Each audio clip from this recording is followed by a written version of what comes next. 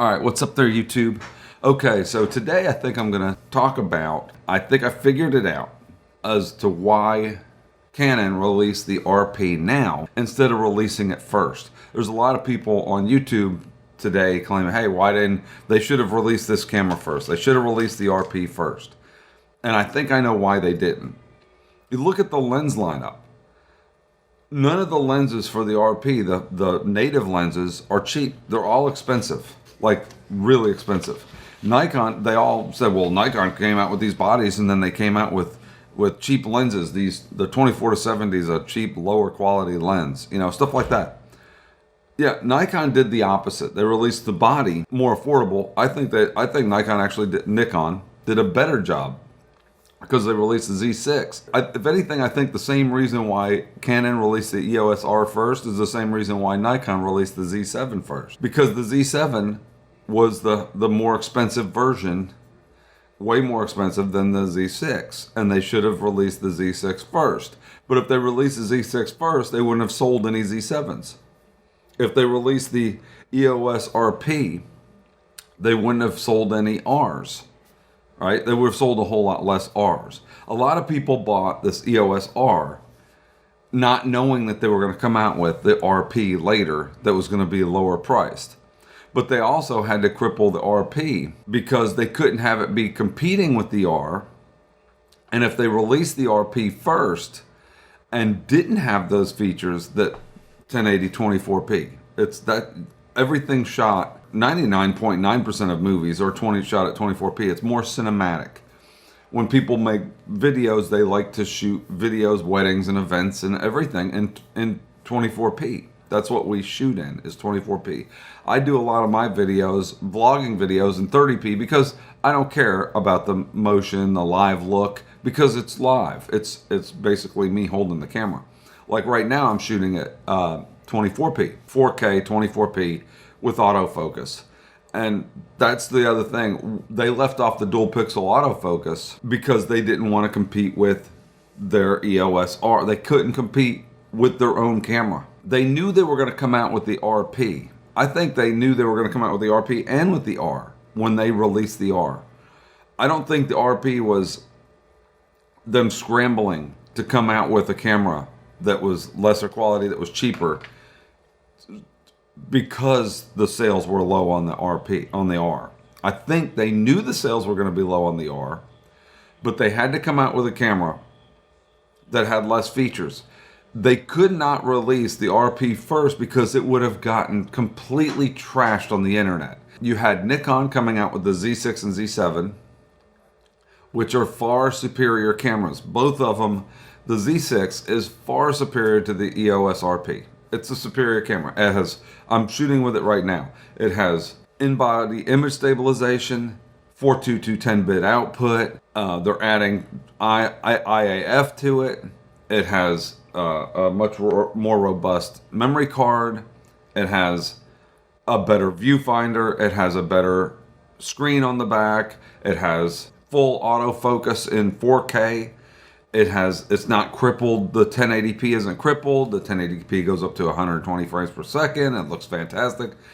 It has all the different video shooting modes. The Z6 is a much better camera and has much more features than the RP. So they could not release the RP. They would have been completely smashed, trashed for releasing the RP. It would have been like, oh my God, look at Canon. This is what they gave us for a mirrorless full frame camera. Yeah, it's cheap, but it seems cheap, right? They had to get rid of all these features. And the other problem is the cost of the lenses.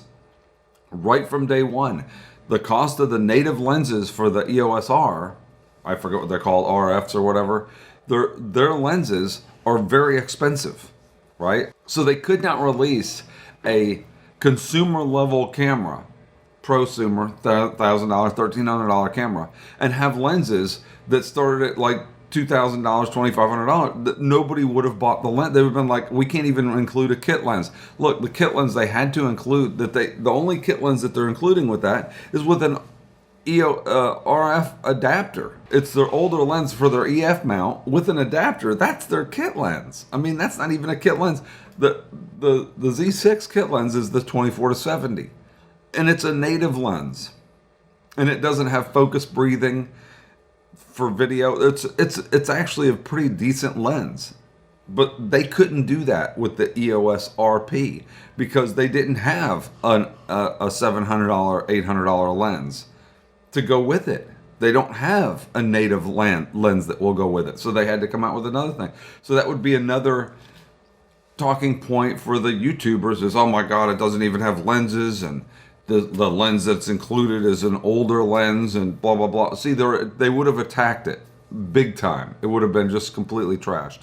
But it wasn't trashed because they came out with the EOS-R first. And the EOS-R was a more expensive body that justified the lenses being... They're back when they came out with the EOS-R, they were like, well, the lenses are expensive, but we're talking about professional lenses and professional cameras. Even though that one wasn't... The EOS-R doesn't have 2 card slots. For all the arguments that you hear about how the Z-series aren't professional, the EOS-R has all the same things. It doesn't have 2 card slots. It doesn't do this. It doesn't do that. It has the consumer-ish body. You know, it's like a 80D with mirrorless 80D or mirrorless 6D, which is more on the consumer side, not the professional, not the 1DX. You know, it's not the 1DX style, so it's not a professional camera. To me, it seems like the reason they knew in advance they were going to come out with the R and then let it die down, not release any info. You had no idea, and then all of a sudden it seems like, oh, they come out with the RP. Like, oh, wow, they just came out with it. Like, we just heard about the RP like a week ago. And then, boom, it's already been announced. I mean, it was like, pretty soon we heard the rumors just started going like a week or 2 ago. And then, bam, there it is. And the reason why is they had to sell the R first and get people where they wouldn't be trashed all over the internet for releasing a consumer level camera with crippled features. I'm pretty sure that's the reason why they released the cameras the way they did. And I'm pretty sure that's the reason why they released this consumer RP. They have people like Tony and Chelsea and other people praising it like it's some kind of fantastic camera. And even Jared Polin has said it's a fantastic photography camera, that it was really good. You know, he's not being quite as hard on the video features because he doesn't do video as much, but also because he's like just excited that it's a low price mirrorless camera from Canon. So that made it good enough. But let's flip the table here for a second.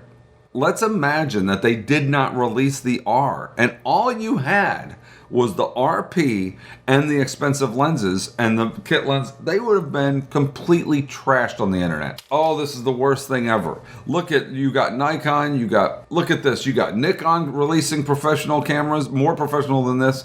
You got Sony releasing cameras, you got Fuji releasing cameras, and then Canon gives us this low-cost Rebel mirrorless. They don't really care about the mirrorless market. They don't really care about the mirrorless professionals. That's what you would have heard everywhere. It would have been the biggest story would have been Canon doesn't care about mirrorless professional cameras.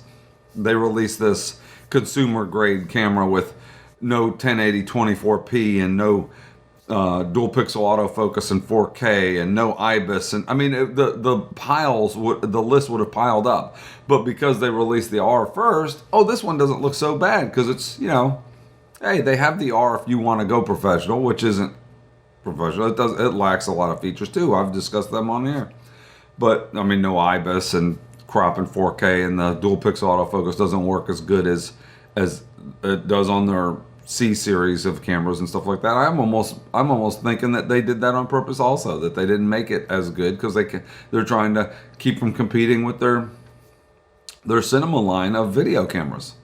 So I don't know, but that sure does seem like it. Anyway, let me know in the comments below what you guys think. Do you think that they had this planned out and that this was the intention all from the beginning, was to release a camera that was priced between the Z6 and Z7, that was priced higher than the Z6, that they knew they would keep their loyal fan base that would buy the camera no matter what? And I've got friends that went right in and bought the EOS-R right away.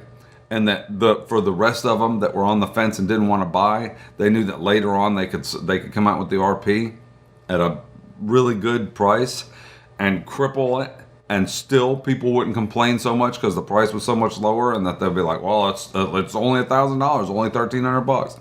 You think that's what they did? I do. That's what I think they did. I think they played it perfectly. Actually, I think that was a good marketing decision from their side. They had to do something like this. They couldn't just release the RP first, otherwise nobody would have bought it. It would have been a laughingstock.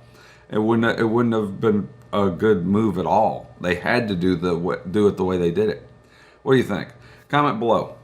Like and subscribe. I don't hate Canon. I think I like the competition. I like them. I think Nikon's probably going to come out with a Z5 pretty soon.